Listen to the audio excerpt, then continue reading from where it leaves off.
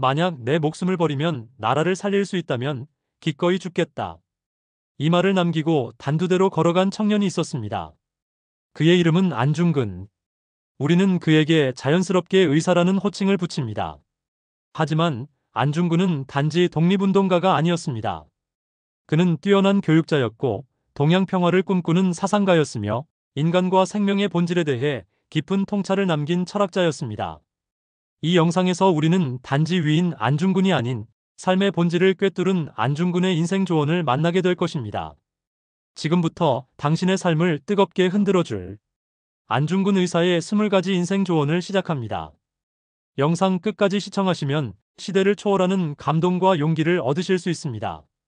핵심 시작 전에 구독, 좋아요 부탁드립니다. 1. 신념과 행동, 믿음은 말이 아니라 실천으로 완성된다.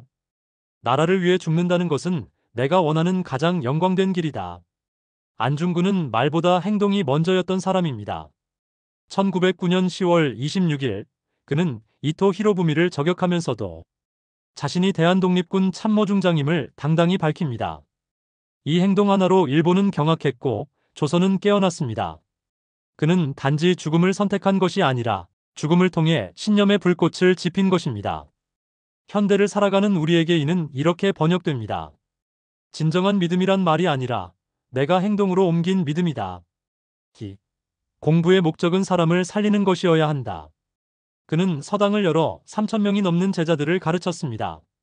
단순한 지식 전달이 아니라 인간의 내면을 변화시키는 교육을 강조했죠. 교육이란 사람을 인간답게 만드는 것이다. 그는 제자들에게 항상 이렇게 말했습니다. 지식은 칼이다. 올바르게 사용해야 사람을 살릴 수 있다. 오늘날 지식은 넘쳐나지만 사람을 살리는 지식은 드뭅니다. 우리가 공부하는 이유는 단지 성취가 아니라 사람을 위한 지혜를 얻기 위함입니다. 3. 나만이 아닌 우리를 위한 삶을 살아라. 하늘은 스스로 돕는 자를 돕고 민족을 사랑하는 자를 기억한다. 안중근은 이토를 사살한 이유에 대해 단호히 말했습니다. 그는 한민족의 자유를 짓밟은 자이며 동양 평화를 해친 원흉이기 때문이다. 그의 분노는 사적인 것이 아닌 공적인 것이었습니다. 그는 자신보다 우리를 먼저 생각했습니다. 4. 죽음 앞에서도 원칙을 지켜라. 사형이 확정된 날, 그는 일본 재판관에게 말했습니다. 나는 정당한 군인으로서 명령을 수행했을 뿐이다. 나를 범죄자로 몰지 마시오. 그는 죽음 앞에서도 떳떳했고 당당했습니다. 삶의 끝자락에서조차 신념을 꺾지 않았죠. 현대사회에서 우리는 너무 쉽게 원칙을 포기합니다. 안중근은 말합니다. 원칙은 죽음보다 크다. 5. 나라를 사랑하는 법말이 아닌 희생으로. 나라를 위해 죽는 것이 가장 큰 영광이다. 안중근은 구호가 아닌 희생으로 애국을 보여줬습니다. 그는 조국이 위기에 처했을 때 자신의 생명보다 민족의 자존을 먼저 생각했습니다. 하얼빈 의거는 충동적 분노가 아니라 철저히 계산된 정의의 실천이었습니다. 그는 하루 전날까지도 동양 평화론을 지필하며 단지 일본에 대한 복수심이 아니라 동아시아의 공존을 위한 비전을 준비했습니다. 그의 애국은 파괴가 아닌 희생을 통한 평화였습니다. 6. 적을 미워하지 말고 그가 저지른 악을 분별하라. 나는 이토 히로부미 개인을 죽인 것이 아니라 조선을 침탈한 죄를 심판한 것이다. 안중근은 개인에 대한 증오가 아닌 악행에 대한 분노로 총을 들었습니다. 그는 재판 과정에서도 담담하게 말합니다. 나는 죄인을 처벌했을 뿐이다. 그는 내 민족의 수많은 생명을 짓밟은 원흉이다. 그는 분노의 칼을 맹목적으로 휘두르지 않았습니다. 옳고 그름의 본질을 꿰뚫고 정의란 무엇인가에 대한 철학적 분별 속에서 움직였습니다. 7. 동양 평화는 협력과 존중에서 시작된다. 서로 죽이는 전쟁이 아니라 서로 돕는 동양을 꿈꾼다. 안중근은 이토 히로부미를 사살하고 감옥에 수감된 상태에서도 동양 평화론을 지필합니다. 그 책에는 단순한 독립의지만이 아니라 한중일이 서로 협력해 서양 열강에 대항해야 한다는 대아시아주의가 담겨 있습니다. 그는 말합니다. 중국은 문화의 뿌리요. 일본은 기술의 힘이며 조선은 도덕의 중심이다. 이 세 나라가 각자의 강점을 살려 평화를 이루어야 한다는 것입니다. 8.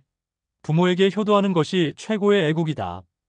안중근은 어린 시절부터 부모님께 큰 존경심을 가졌습니다.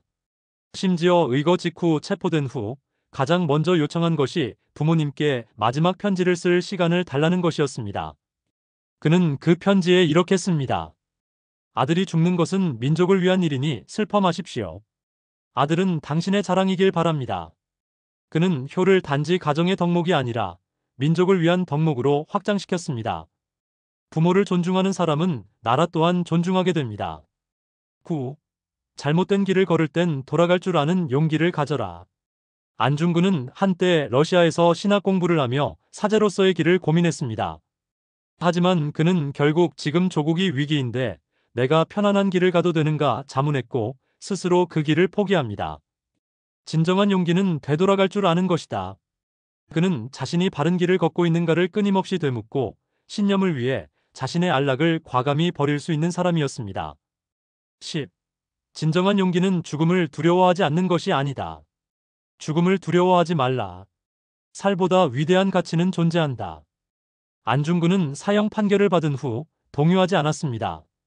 오히려 담담하게 그리고 품위 있게 마지막 날을 준비했습니다. 그는 사형 전날까지도 동양평화론을 쓰며 자신의 죽음이 헛되지 않기를 바랐습니다. 그 모습에서 우리는 두려움의 초월을 보게 됩니다. 11. 평화란 정의가 실현되는 사회다. 정의 없는 평화는 가짜 평화다. 안중근은 단순히 전쟁을 반대한 것이 아닙니다. 그는 정의가 실현되어야 진짜 평화가 온다고 보았습니다. 그에게 이토 히로부미의 존재는 평화를 위협한 자였고 그를 처벌함으로써 동양 평화를 실현할 수 있다고 믿었습니다. 12. 실패에도 배우는 자는 절대 무너지지 않는다. 진정한 패배자는 실패한 자가 아니라 배우지 못한 자다. 안중근은 처음부터 모든 걸 잘한 인물이 아닙니다. 수많은 시련 속에서 그는 넘어졌고 또 일어섰습니다. 의병 활동이 실패로 돌아간 적도 있었고 거듭된 좌절을 경험했습니다. 하지만 그는 매번 교훈을 얻고 자신을 다듬었습니다. 13. 한 문장으로도 사람을 살릴 수 있다. 말은 칼보다 강하다. 그는 편지를 통해 많은 이들에게 용기와 감동을 전했습니다. 특히 제자들에게 보낸 편지에서 그는 사람을 위한 글을 남겼고 일본 간수들조차 그의 품격에 감탄했다고 전해집니다. 그는 한 문장으로 세상을 바꿀 수 있다고 믿었습니다. 14. 가장 큰 적은 외부가 아니라 내 안의 나태다.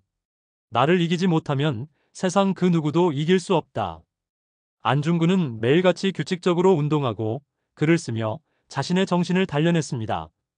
그는 게으름을 가장 큰 적으로 여겼고 자신의 삶을 늘 긴장감 있게 유지했습니다. 15.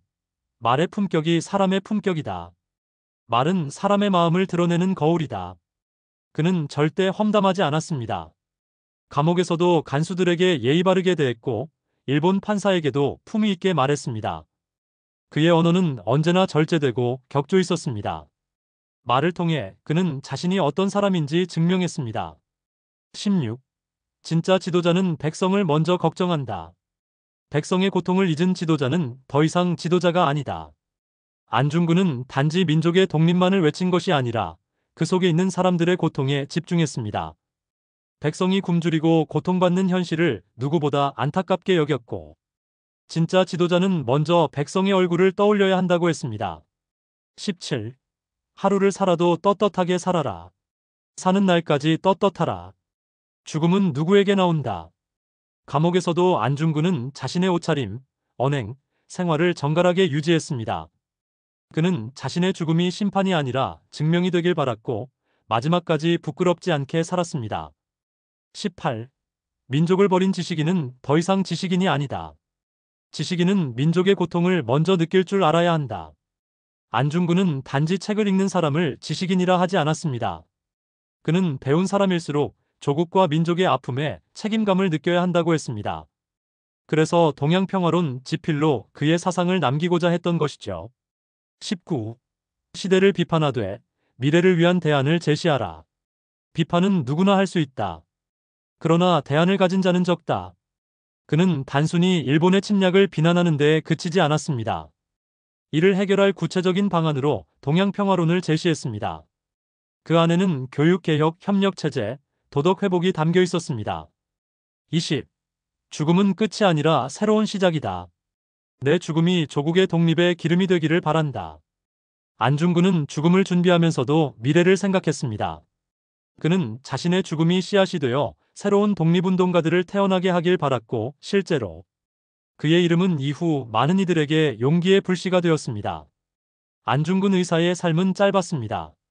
단 31년, 그러나 그의 이름은 100년이 넘는 시간 동안 우리 가슴 속에서 타오르고 있습니다. 그는 우리에게 묻습니다. 당신은 오늘 무엇을 위해 살고 있습니까? 그의 총성은 끝이 아닌 시작이었습니다. 그의 죽음은 절망이 아닌 희망이었습니다. 그리고 그의 이름은 과거가 아닌 지금 우리의 선택 속에 살아 있습니다. 우리는 잊지 않습니다. 그리고 우리는 이어갑니다.